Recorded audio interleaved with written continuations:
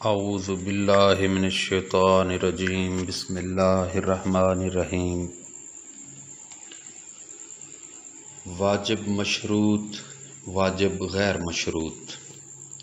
واجب مشروط کی مثال زکوٰۃ ہے اور واجب غیر مشروط کی مثال نماز ہے۔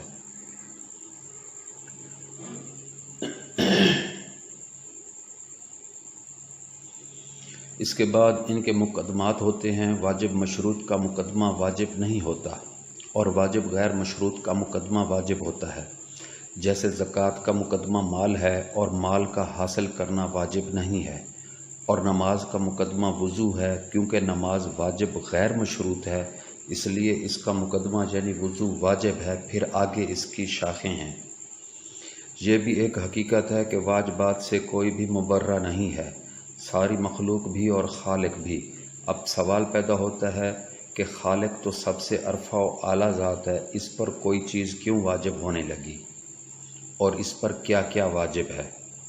اس مہربان خالق نے انسان کو پیدا کیا ہے، وہ عادل بھی ہے، رحیم بھی ہے، رحمان بھی ہے۔ اس کی رحمانیت کے حوالے سے اس پر واجب ہو جاتا ہے کہ وہ ہر برے یا فاجر کو نیک یا بد کو رزق عطا فرمائے۔ اس کی رحیمیت کے حوالے سے اس پر واجب ہو جاتا ہے کہ وہ اپنے مومنین، اپنے پیار کرنے والوں پر خصوصی نوازش فرمائے۔ اس کے عدل کے حوالے سے اس پر واجب ہو جاتا ہے کہ اپنے مطیع کو جنت دے اور نافرمان کو جہنم بھیجے۔ اس طرح سے خود سوچتے جائیں کہ اس ذات واجب الوجود پر کیا کیا واجب ہے۔ اس کی ایک طویل فہرست ہے۔ مثلا مخلوق کی ہدایت کرنا بھی اس پر واجب ہے، مخلوق کی ہدایت کے لیے ان کے پاس ہادی بھیجنا بھی اس پر واجب ہے۔ اگر مخلوق میں اختلاف پیدا ہو جائے تو رفع اختلاف بھی اس پر واجب ہے۔ ہدایت خلق کے لیے انبیاء علیہ السلام کو مبعوث فرمانا بھی اس پر واجب ہے۔ منصب امامت پر کسی پاک فرد کو متمکن فرمانا، اس کا انتخاب کرنا بھی اس پر واجب ہے۔ الغرض رزق دینا، مدد کرنا، دعا سننا وغیرہ، یوں سمجھ لیں کہ اس کے جو صفات حسنہ ہیں ان کا اظہار فرمانا اس پر واجب ہے۔ اب ہم سفر فکر میں ایک منزل آگے بڑھتے ہیں۔ جیسا کہ میں پہلے عرض کر چکا ہوں کہ واجب کی دو نوعیتیں ہیں، اس لیے واجبات علی اللہ کی دو نوعیتیں ہیں، یعنی خالق پر بھی کچھ واجبات ذات ہیں اور کچھ واجبات علی ذات ہیں۔ یوں سمجھ لیں کہ کچھ واجبات کی ادائیگی رب ذوالجلال والاکرام کو با نفس نفیس کرنا پڑتی ہیں، اور کچھ واجبات کی ادائیگی توکیل و توصیل کے ذریعے ہوتی ہے، یعنی کچھ کام اس سے بلا واسطہ کرنا پڑتے ہیں اور کچھ کام بالواسطہ۔ اب یہاں یہ سوال پیدا ہوتا ہے کہ خالق اور مخلوق کے واجبات میں بنیادی فرق کیا ہے؟ تو اس کا سادہ سا جواب یہ ہے کہ خالق اور مخلوق کے واجبات میں یہ فرق ہے کہ مخلوق کے لیے وہ واجبات علی ذات قرار دیے گئے ہیں کہ جن سے اس کے تکبر کا خاتمہ ہوتا ہے اور تزکیہ نفس ہوتا ہے۔ مثلا نمازیں اس لیے انسان پر واجب علی ذات قرار دی گئی ہیں کہ اسے انسان خود ادا کرے، تاکہ اس میں اس کی جبین جھک کر اس کی فرعونیت اور کبریائی کو برباد کر دے۔ اگر نماز واجب الذات ہوتی تو امیر لوگ کیا کرتے؟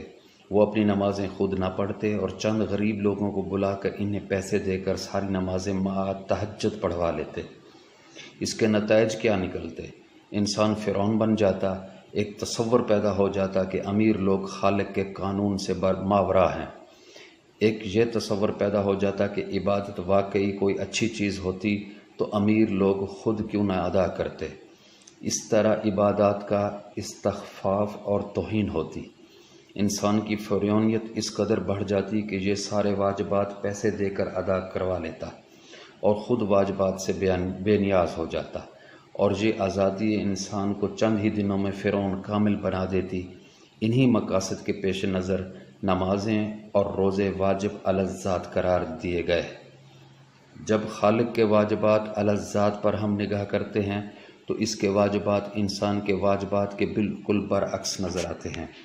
خالق کے واجبات میں یہ بات ہے کہ اس کا ہر واجب اس کی کبریائی کا محافظ ہوتا ہے، یعنی جہاں اس کی عظمت اس میں ہو کہ اس کے واجبات کی ادائیگی وہ ذات واجب الوجود خود فرمائے تو وہ اس کے لیے واجب الگ ذات کا مقام پاتے ہیں، اور جہاں اس کی کبریائی کا تقاضا یہ ہو کہ اس کے واجبات کو اس کا کوئی نائب یا نمائندہ کرے تو اس کی عظمت کا ظہور ہوتا ہے، تو وہ واجبات اس کے حضور واجب الذات کا مقام پاتے ہیں۔ اصل بات تو اس ذات واجب الوجود کی عظمت و کبریائی ہے۔ اب یہ دیکھنا ہو کہ اس کے واجب الذات اور واجب الذات کون کون سے ہیں، تو یہ دیکھ لیں کہ کون سے واجب کی ادائیگی سے اس کی عظمت کا ظہور ہوتا ہے اور کس طرح ہوتا ہے۔ یعنی اس کی عظمت اگر اس کے کسی نائب کے کرنے سے ثابت ہوتی ہے تو وہ واجب الذات ہے، اگر اس کی ادائیگی اس کے اپنے کرنے سے اس کی عظمت کا اظہار ہوتا ہے تو وہ اس کے لیے واجب الذات ہوگا۔ اب آپ خود دیکھیں کیا مخلوق میں آ کر ان کی ہدایت کرنا اس کے شایان شان ہے؟ کیا مخلوق میں انسانی شکل میں آ کر ایک مولوی کے فرائض ادا کرنا اس کے شایان شان ہے؟ کیا مخلوق کے سامنے حیض و نفاس اور استنجا و استبرا کے مسائل اللہ کا خود آ کر بیان کرنا اس کی کبریائی کو زیب دیتا ہے؟ کیا شکم مادر میں حیض کے خون سے پلنے والے بچے کی شکل و صورت بنانا اس کی کبریائی کے شایان شان ہے؟ حقیقت یہ ہے کہ ان واجبات کی ادائیگی بلا واسطہ و بلا وسیلہ اس کی کبریائی اور جاہ و جلال کو ڈیمیج کر دے گی۔ اس لیے اس نے ایسے واجبات کی ادائیگی کے لیے اپنے نمائندے قرار دیے ہیں جو اللہ کی نیابت و وکالت میں یہ سارے واجبات ادا فرماتے ہیں، اور اسی میں اس کی شان کبریائی اور جاہ و جلال و جبروتی ہے۔ ایک مبتدی کو سمجھانے کے لیے عرض کروں گا کہ اس بات کو سمجھنے کے لیے آسان طریقہ یہ ہے کہ آپ اس رب ذوالجلال والاکرام کو ایک صاحب جاہ و جلال بادشاہ فرض کر لیں اور ایک عظیم شہنشاہ کے نظام حکومت پر غور کریں۔ ایک بادشاہ ہوتا ہے، پھر اس کے وزرائے مملکت ہوتے ہیں، ان کے ماتحت دیگر عملہ ہوتا ہے، سپاہی ہوتے ہیں، فوج ہوتی ہے، کارندے ہوتے ہیں، حکام و عمال ہوتے ہیں کہ جن کا ہر فعل اس کی طرف منسوب ہوتا ہے۔ مثلا اس نے عمراء مملکت کو دعوت دی، اس کے غلاموں نے کھانا تیار کیا، فرنیچر، میزیں، کرسیاں آراستہ کیں، سارا انتظام خدام اور غلاموں نے کیا، حتیٰ کہ جب مہمان آ گئے تو انہیں کھانا بھی انہوں نے پیش کیا۔ انہوں نے کھانا سامنے رکھا، مشروبات انہوں نے پیش کی، اور جو لوگ دعوت میں موجود تھے انہوں نے بادشاہ کا شکریہ ادا کیا کہ آپ نے ہمیں اپنے کھانے پر یاد کیا اور اتنا اچھا کھانا دیا، اتنے مشروبات دیے، اس لیے ہم آپ کے شکر گزار ہیں۔ اب خود سوچیں، بادشاہ نے نہ کھانا پکایا تھا، نہ وہ لایا تھا، نہ ہی اپنے ہاتھ سے اس نے مشروبات کسی کو پیش کیے تھے، مگر شکریہ اسی کا ادا کیا جا رہا ہے۔ آخر یہ ناانصافی کیوں ہو رہی ہے، اور ہر بات کا فائدہ یا ایڈوانٹیج اس کو کیوں دیا جا رہا ہے؟ اب اس کی دوسری صورت بھی دیکھیں کہ اگر کوئی بادشاہ سارے کام اپنے ہاتھ سے کرنا شروع کر دے، باورچی کی بجائے کھانا خود تیار کرے اور خود میزوں پر سجائے اور خود مشروب بنائے، خود کرسیاں لگائے اور خود ایک ایک کو دوڑ دوڑ کر کھانا اور مشروبات پیش کر رہا ہو، تو کیا کوئی اسے بادشاہ کہے گا؟ اگر کہہ بھی دے گا تو کیا اسے عقل مند بھی سمجھے گا؟ اور جو بادشاہ سڑکوں پر کھڑے ہو کر ٹریفک چالان کر رہا ہو، کیا اس کا مقام ایک سارجنٹ سے زیادہ ہو سکتا ہے؟ حقیقت یہ ہے کہ وہ خلا کے بے نیاز بھی کوئی کام اپنے ہاتھ سے نہیں کرتا، بلکہ اس کے خدام اور غلام اور نمائندے اور وکلاء اور وسیلے کرتے ہیں۔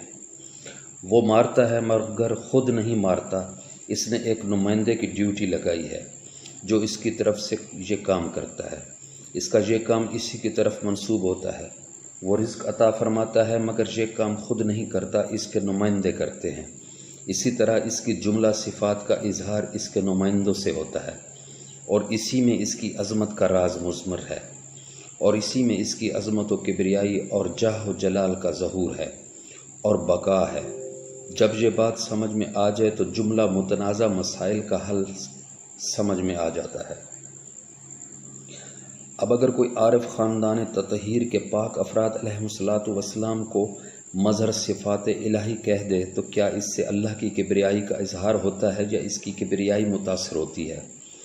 حقیقت یہ ہے کہ بعض کام اس ذات واجب الوجود کی نیابت میں پاک ذوات علیہم الصلاۃ والسلام کرتے ہیں، اور بعض کام تو ان کے شایان شان بھی نہیں ہوتے جو ملکوت کے ذریعے وہی کرواتے ہیں، اور بعض کام ملکوت کے شایان شان بھی نہیں ہوتے، وہ عام وسائل سے عمل میں لائے جاتے ہیں۔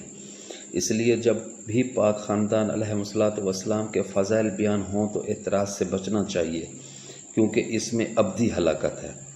دوستو دعا کریں شہنشاہ معظم امام زمانہ جل اللہ فرجہ اور شریف دنیا میں جلدی تشریف لائیں۔ ان کے سنہری دور میں ساری دنیا دیکھے گی کہ آج تک جتنے معجزات انبیاء علیہ السلام نے دکھائے ہیں وہ سارے کے سارے عام مومنین کو حاصل ہوں گے۔ ہر مومن عصائے موسیٰ علیہ السلام کا حامل ہوگا، اور ہر مومن کا ہر عصا عصائے موسیٰ علیہ السلام ہوگا۔ ہر مومن جناب سہل علیہ السلام کی طرح جب اور جس پہاڑ سے چاہے گا ناکہ برآمد کر سکے گا، بلکہ بات ناکہ تک محدود بھی نہ ہوگی، بلکہ جو جی میں آئے برآمد کرے گا۔ ہر مومن جناب عیسیٰ علیہ السلام کی طرح جاندار خلق کر رہا ہوگا، مردے زندہ کر رہا ہوگا، یعنی ہر مومن حامل امر کن فیکون ہوگا۔ تب سارے راز منکشف ہوں گے۔ دعا کریں وہ وقت جلدی آئے، آمین یا رب العالمین۔ اللہم صلی علی محمد و آل محمد وعجل فرج آل محمد۔ اعوذ باللہ من الشیطان